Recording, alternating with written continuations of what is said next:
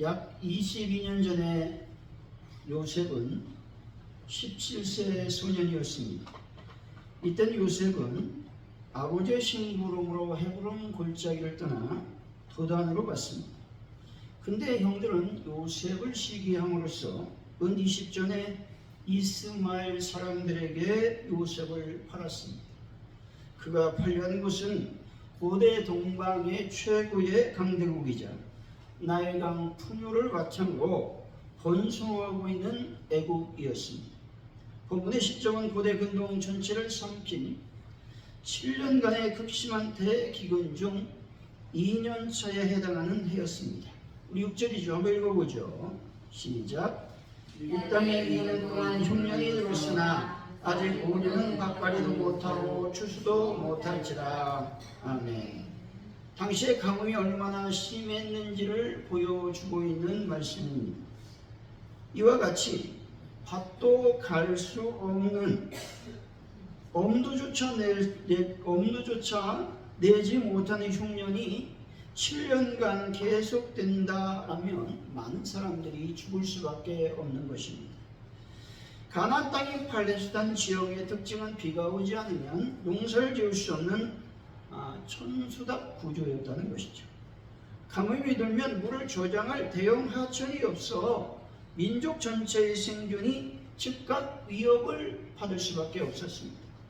애국은 매년 나일강의 정기적인 범람을 이용해 농사를 짓는 풍요로운 땅이었습니다.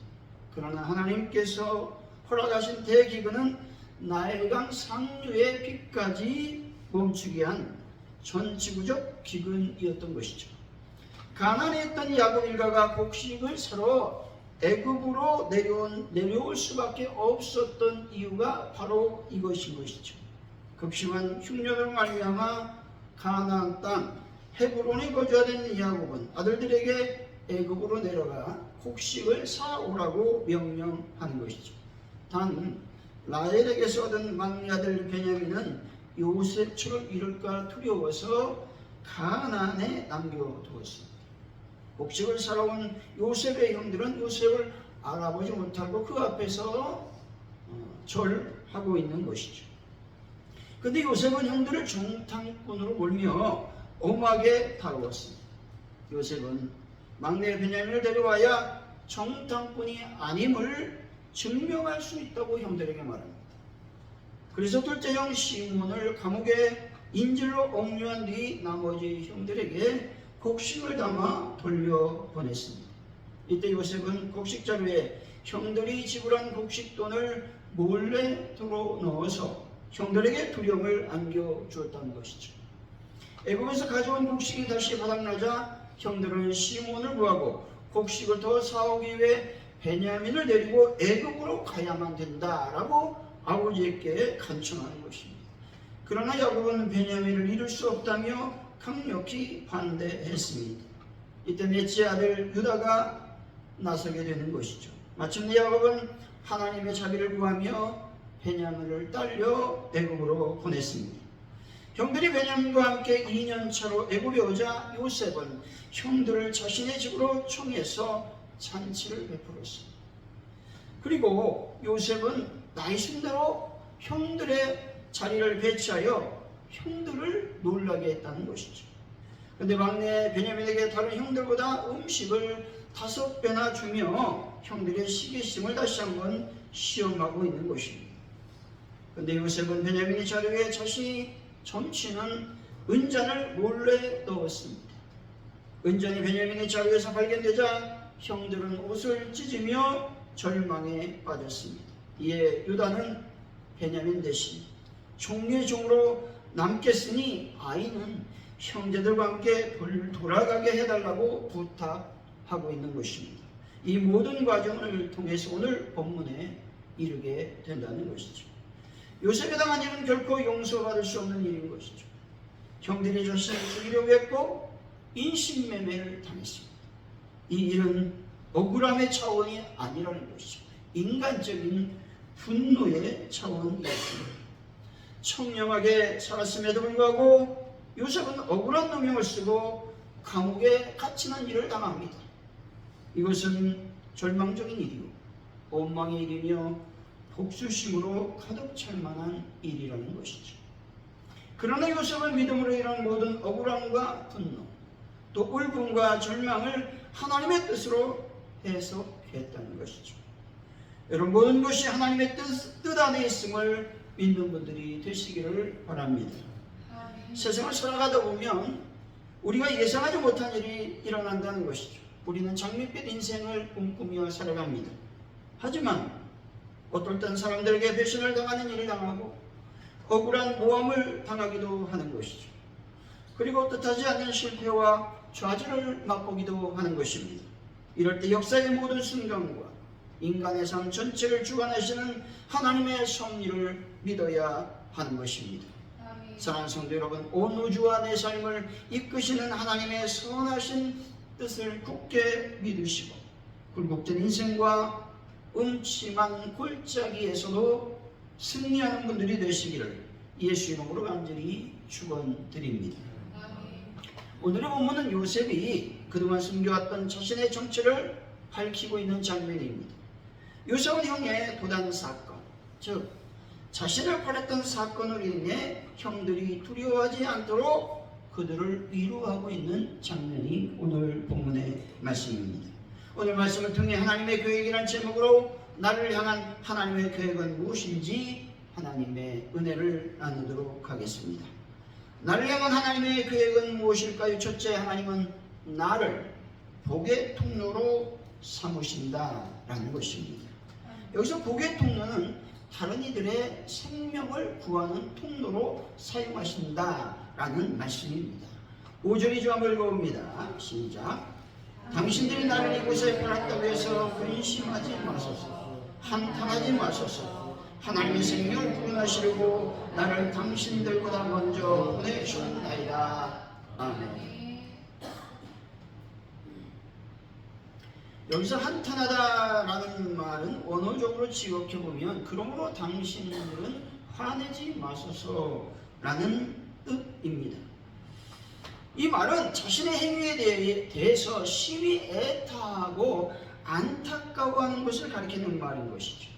다시 말해 자신들이 팔았던 동생 요셉이 애굽에서 막강한 권력을 가진 총리가 되었으니 죽을 죄를 지은 것이라고 스스로 한탄하며 개탄하지 말라라는 말입니다.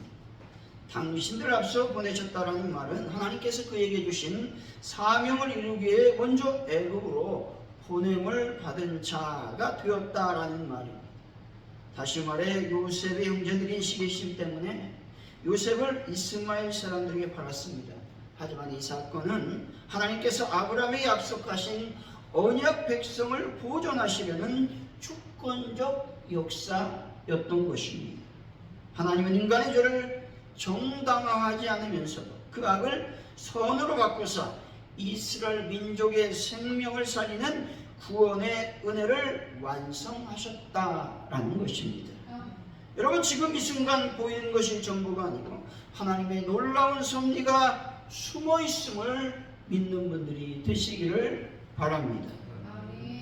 1938년 삼천포교회 전도사로 사역하던 24살의 주수 권사는 일제의 신사참배 명령에 유일하신 하나님 외에 다른 제단에는 참배할 수 없다며 결연히 신사참배를 거부했습니다. 이후에 부산 초랑교회로 이동해서 한상동 목사님 또 주남성 목사님 등과 함께 반대 운동을 펼쳐나갔습니다. 그러다가 1940년 9월 26살의 꽃다운 나이에 체포되어 평양 형무소로 이감되었습니다. 수감번호 51번인 그녀는 8.15 광복까지 이어진 5년간의 수감 생활은 참으로 참담한 그 자체였습니다. 일제는 찬송과 기도조차 매질과 폭언으로 짓밟았습니다.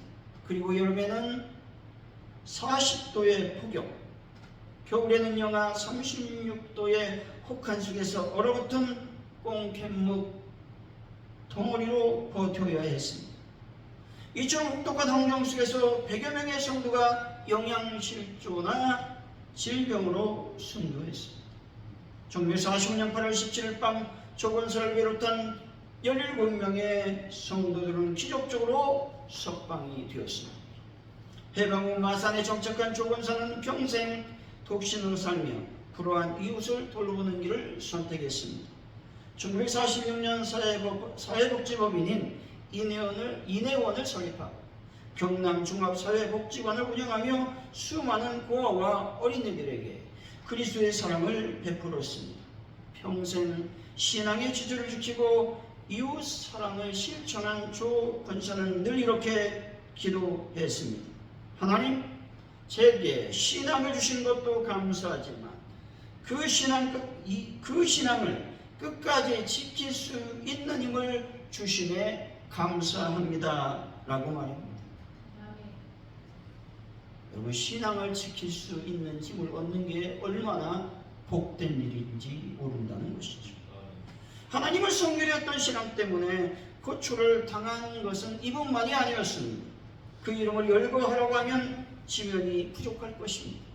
하지만 이분의 신앙의 인내, 견딤, 하나님에 대한 지도가 있었기 때문에 아직도 대한민국의 교회들이 굳건히 존재할 수 있었던 것입니다.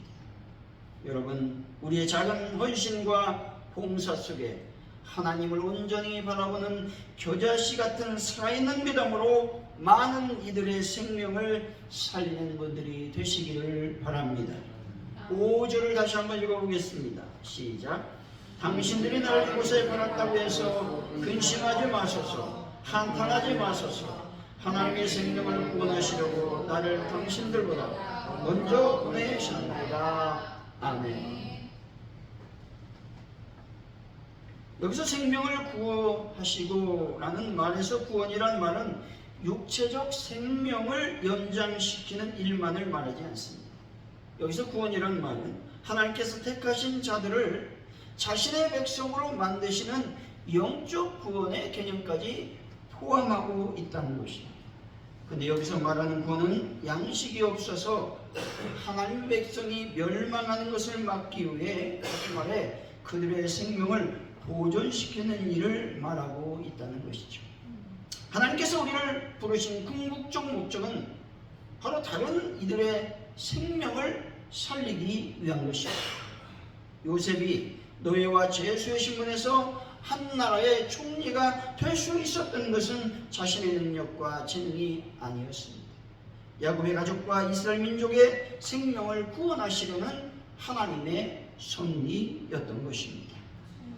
우리가 영적인 구원을 받았음에 감사한다면 이제 다른 이들의 구원을 위해서 기도하며 애쓰고 눈물을 흘려야 되는 것입니다. 예수님께서 우리를 죄와 사망에서 구원하시기 위해 십자가의 고난을 먼저 당하셨습니다. 이 믿음으로 전도하는 분들이 되시기 바랍니다. 사랑하는 성도 여러분, 나 자신의 생명을 살리는 구원의 통로임을 믿고 고백하여 죽어가는 수많은 영혼을 살리는 거룩한 복의 통로가 되시기를 예수의 이름으로 간절히 축원드립니다. 나를 향한 하나님의 계획은 무엇일까요? 둘째, 하나님께서 나를 이 땅에 두신 목적은 나 한 사람의 삶을 넘어 우리의 미래와 다음 세대를 지켜내기 위한 것이라는 겁니다. 7절이 좀 읽어봅니다. 시작. 하나님의 큰 구원으로 당신의 생명을 보존하고 당신의 후손들을 세상에 두시려고 나를 당신들보다 먼저 보내셨나니. 아멘. 당신들의 후손을 세상에 두시려고 라는 말을 직역해 보면 세상에 당신들을 위하여 남을 자를 두시려고 라는 말입니다. 여기서 남은 자라는 말은 이스라엘 백성이 바로 하나님의 백성이란 의미가 있는 것이죠. 따라서 남은 자는 하나님에 대한 바른 신앙을 잃지 않는 사람을 가리키고 있습니다. 더 나아가 남은 자란 말은 종말론적 관점에서는 하나님의 심판에서 제외되고 구원의 축복을 누릴 모든 사람을 가리키는 말인 것이죠. 여러분, 남은 자가 바로 여러분 자신이 되어야 함을 믿는 분들이 되시기 바랍니다. 따라서 남은 자로서 우리는 이 세상 가치관에 물들지 않고 하나님에 대한 바른 신앙을 갖는 사람인 것입니다.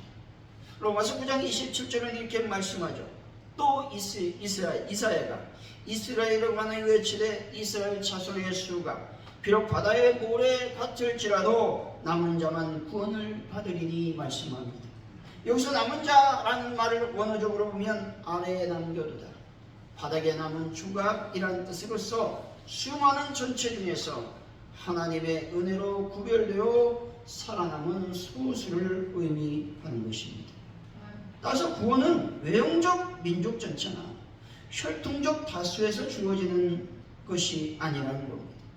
하나님의 절대적 주권과 은혜의 선택을 입어 끝까지 신앙의 지조를 지킨 참된 언약의 백성만이 구원의 완성에 도달하게 된다는 것입니다. 많은 교인들이 이렇게 생각합니다. 나는 모태솔로 교인이다, 우리 가문이 몇 대째 신앙 가문이다 라는 혈통과 형식에 안주합니다. 그러나 구원은 임금일도나 기득권으로 받는 것이 아닙니다. 세상이 아무리 타락하고 다수가 헛된 길로 갈지라도 십자가 은혜를 붙들고 지조를 지키는 남은 자 한 사람을 하나님은 지금도 찾고 계신 것입니다. 내가 믿었다고 믿지 않는 남편이 구원을 받을 수 없다는 것입니다. 내가 믿었다고 믿지 않는 자녀들이 구원받을 수 없다라는 말입니다. 따라서 내가 믿었다면 남은 자로서 다음 세대를 위한 하나님의 계획이 나에게 있음을 깨달아 알아야 되는 것입니다. 여러분, 세상 풍파가 나를 흔들고 혼탁한 세대 말에 거룩한 신앙의 지조를 지키는 분들이 되시기를 바랍니다. 중국 문화혁명 시대 마오쩌둥 주석 통치 아래에서는 기독교가 심한 박해를 받아서 성경을 보이는 대로 다 불태워버렸습니다. 이에 극동방송은 중국의 지하교회 성도들 위해서 매일 자정마다 성경을 중국어로 낭독하는 방송을 송출했습니다. 그러던 어느 날 중국의 한 성도가 성엄한 감시를 뚫고 편지 한 통을 보내왔습니다. 그 내용은 요한계시록 22장까지 다 받아 적었는데 사무엘상 15장을 읽을 때는 방송 상태가 고르지 못해 잘 받아 쓰지 못했습니다. 죄송하지만 그 장만 다시 읽어주면 안 되겠습니까? 라는 것이었습니다. 사연의 감격한 아나운서는 그날 밤 방송에서 눈물로 응답했습니다. 날짜를 정해 그 장을 다시 읽어드리겠습니다. 기다려 주십시오 라고 말이죠. 약속한 그날 아나운서는 보통 때보다 더 천천히 그 장을 읽어내려 갔습니다. 한 달 뒤에 다시 도착한 편지에는 감사합니다. 저도 이제 성경을 가질 수 있게 되었습니다. 제 성경은 부츠로 받아 적어서 한 권이 아닌 수백 권입니다 라고 쓰여 있었습니다. 그리고 너무 감사해 한동안 목 놓아 울었다는 성도들의 고백도 남겨 있었다는 것이죠. 이토록 귀한 성경을 우리는 지금 얼마나 귀하게 여기며 사랑하고 있는지 한번 생각해 보아야 할 때라는 것입니다. 아무도 듣지 않고 아무도 보지 않는 것 같은 상황 속에서 하나님은 나를 통해 반드시 다음 세대를 살리는 분이신 것입니다. 세상의 권력, 공산당이 하나님의 말씀을 불태우고 압박합니다. 그럴지라도 은혜로 남겨진 자들과 성도들의 헌신을 통해 하나님의 말씀은 결코 얽매이지 않고 다시 하나님의 부흥의 역사를 이뤄낼 것입니다. 사랑하는 성도 여러분, 반드시 하나님은 우리의 미래를 책임지시고 다음 세대를 일으켜 세워 교회를 부흥시키고 선교 한국을 만드실 것을 굳게 믿으시고 하나님의 은혜를 찬양하는 남은 자들이 다 되시기를 예수 이름으로 간절히 축원드립니다. 나를 향한 하나님의 계획은 나를 복의 통로로 삼으신다는 것입니다. 그리고 하나님께서 나를 이 땅에 두신 목적은 나 한 사람의 삶을 위하고 우리의 미래와 다음 세대를 은혜로 지켜내기 위함인 것입니다. 그렇다면 이 모든 일을 누가 계획하셨겠습니까? 모든 순간은 하나님께서 이끄시는 하나님의 은혜라는 사실입니다. 우리 8절이죠. 한번 읽어봅니다. 시작. 그런즉 나를 이리로 보내니는 당신이 아니라 하나님이시다. 하나님이 나를 바로에게 아버지로 삼으시고 그분 집에 주로 삼으시니 애굽 땅의 통치자로 삼으셨나이다. 아멘. 본주는 비록 형제들이 악한 마음으로 범죄했으나 하나님은 이 형제들의 범죄를 사용하여 선한 목적을 이루셨다는 것입니다. 5절에서 형들이 요셉을 팔았다고 말합니다. 하지만 요셉의 형들의 악을 선으로 바꾼 분이 계신데 누구라고 말하고 있습니까? 하나님이시다 말합니다. 7절에서 생명을 보존하고 후손들을 세상에 두시려고 했던 분이 누구라고 말합니까? 바로 하나님이시라고 말씀합니다. 8절에서 요셉이 나를 미디안 상인에게 팔아 애굽의 노예로 팔았던 것도 지금 생각해보면 누구라고 은혜로 받아들이는 것입니까? 하나님의 섭리였다 말하고 있는 것입니다. 여러분, 내 삶의 모든 것들이 하나님께서 하신 일임을 고백하는 분들이 되시기를 바랍니다. 사무엘하 16장 10절이죠. 왕이 이르되 스루의 아들들아 내가 너희와 무슨 상관이 있느냐. 그가 저주한 것은 여호와께서 그에게 다윗을 저주하라 하시니 내가 어찌 그리하였느냐 할 자가 누구겠느냐 하고, 이 말씀은 아들 압살롬의 반란으로 인해서 다윗 왕이 신발도 신지 못한 채 감람산으로 급히 피난을 떠났다는 것이죠. 이때 사울의 가문의 친족인 베냐민 사람 시므이가 나타나 다윗을 향해 돌을 던지며 이렇게 저주하죠.